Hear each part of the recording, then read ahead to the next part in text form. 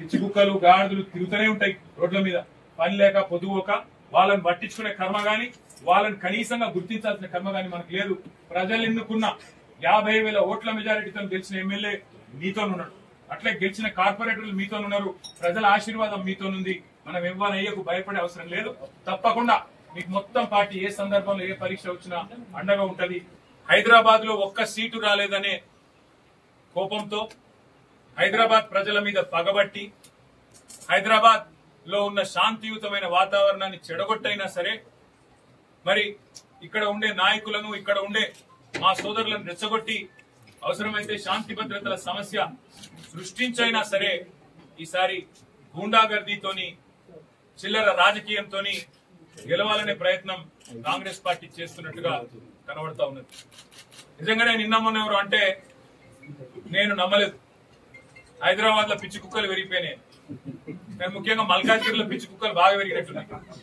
లేకపోతే ఎవడన్నా మెడ మీద తలకాయనోడు గంట సేపు వచ్చి మల్కాజ్గిరి చివరస్తాల గుండగాలను తీసుకొచ్చి గంట సేపు ఇక్కడ ట్రాఫిక్ జామ్ చేస్తూ, నేను ఇక్కడికి వచ్చినా నువ్వు రా అని చెప్పి, బస్తీ మీద సవాల్ అని చెప్పి చిల్లర రాజకీయం చేస్తుంటే ఏం చేస్తున్నది పోలీస్ యంత్రాంగం అని నేను అడుగుతున్నా.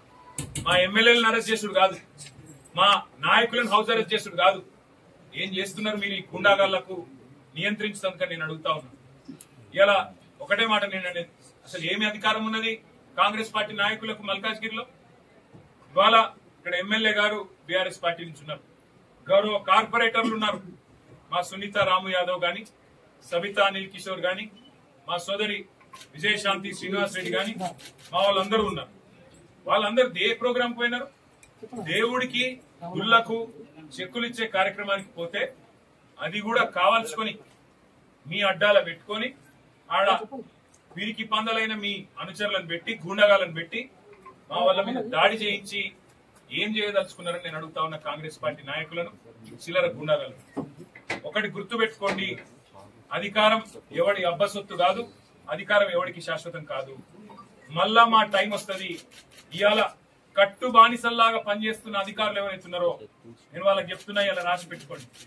రేపు మళ్ళా మా ప్రభుత్వం వచ్చినాక మిమ్మల్ని ఒక్కొక్కరిని ఏం చెయ్యాలో రాసి పెట్టుకుంటున్నాం, చేసి చూపెడతామని చెప్పి నేను విజ్ఞప్తి చేస్తా ఉన్నా. మీరు కట్టు బానిసల్లాగా పనిచేసి ఇవాళ మా రాము యాదవ్ మీద 1 కాదు 2 కాదు 7 ఎఫ్ఐఆర్లు చేసిండ్రు.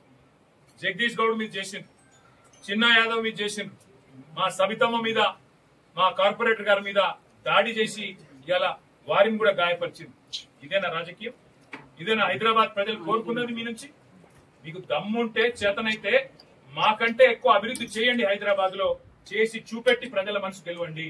అంతేగాని గుండగాల లెక్క మల్కాజ్గిరి చివరస్తాలో కూర్చుంటాం, వచ్చినాం ఇక రాను కూడా బస్తీ మీద సవాలని చిల్లర రాజకీయం చేస్తే హైదరాబాద్ ప్రజలు ఎన్నటికీ కూడా హర్షించరు. అందులో ముఖ్యంగా మల్కాజ్గిరి చాలా మంది విద్యాధికులు, విద్యావంతులు దేశంలోని వివిధ ప్రాంతాల నుంచి ఇక్కడికి వచ్చి ఉద్యోగాల కోసం, మిలిటరీలో పనిచేయడం కోసం, ఇంకా వేరే మరి పరిశ్రమల్లో పనిచేయడం కోసం ఇక్కడ వచ్చి స్థిరపడ్డ వాళ్ళు లక్షల సంఖ్యలో ఉన్న ఈ ప్రాంతంలో చిల్లర రాజకీయం, గుండాగర్దీని ఎవరు కూడా సహించరు. అసలు ఎక్కడ ఉన్నది ఈ రాష్ట్రంలో శాంతి భద్రతలు?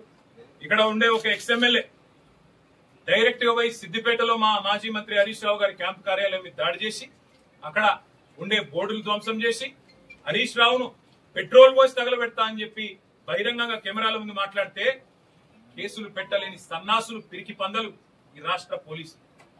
మీరు ఏమో అనుకుంటున్నారు గాని పక్కాగా నేను చెప్తున్నా, రాసి పెట్టుకోండి.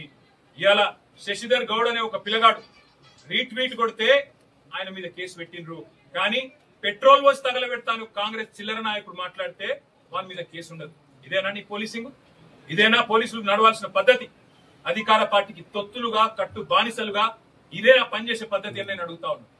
ఇవాళ ఏకపక్షంగా ఏ అధికారులు అయితే కాంగ్రెస్ పార్టీ కార్యకర్తలాగా పనిచేస్తున్నారో ఒక్కొక్కరిని ఏం చేస్తామో అధికారంలోకి వచ్చిన తర్వాత తప్పకుండా చేసి చూపెడతామని చెప్పి నేను విజ్ఞప్తి చేస్తున్నాను.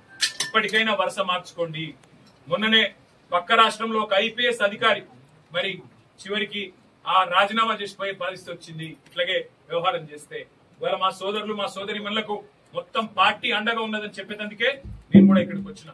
ఏ ఒక్కరి మీద ఒక చెయ్యి పడ్డా, ఏ ఒక్కరి మీద దాడి జరిగినా మొత్తం రాష్ట్ర పార్టీ మొత్తం వస్తుంది. అందరం ఎమ్మెల్యేలం ఎమ్మెల్సీలం ప్రతి కార్యకర్త అవసరమైతే మరి మేము కూడా వదిలిపెట్టాం. ఆ తర్వాత జరిగే పరిణామాలకు ఈ రాష్ట్ర డీజీపీ, రాష్ట్ర ముఖ్యమంత్రి, రాష్ట్ర హోంమంత్రిగా ఉన్న వ్యక్తే బాధ్యత వహించాలని చెప్పి నేను హెచ్చరిస్తా ఉన్నాను. ఇవాళ చిల్లర రాజకీయాలు చేసి కాదు, దమ్ముంటే మల్కాజ్గిరిలో పనిచేసి గెలువు. మల్కాజ్గిరిలో రేపు కార్పొరేషన్ ఎలక్షన్లు వస్తాయి, వచ్చి చెప్పు ప్రజలకు ఏం చేసినామో చెప్పు.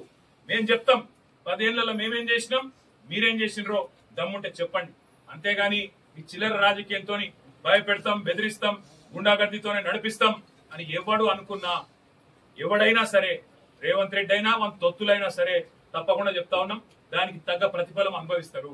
ఇలా మా రాజశేఖర రెడ్డి గారు ఇక్కడ మంచిగా పనిచేస్తుంటే మీకు కళ్ళు మండుతున్నాయి, ఓర్వలేనితనం. ఆయన ఎంబడ కార్పొరేటర్లు ఇవాళ విస్తృతంగా తిరుగుతుంటే మీకు అర్థమైతలేదు. మీ ఎంబడ రాలేదు కాంగ్రెస్ పార్టీలకు అని చెప్పి ఈ రకంగా వ్యవహారం చేస్తా ఉన్నారు.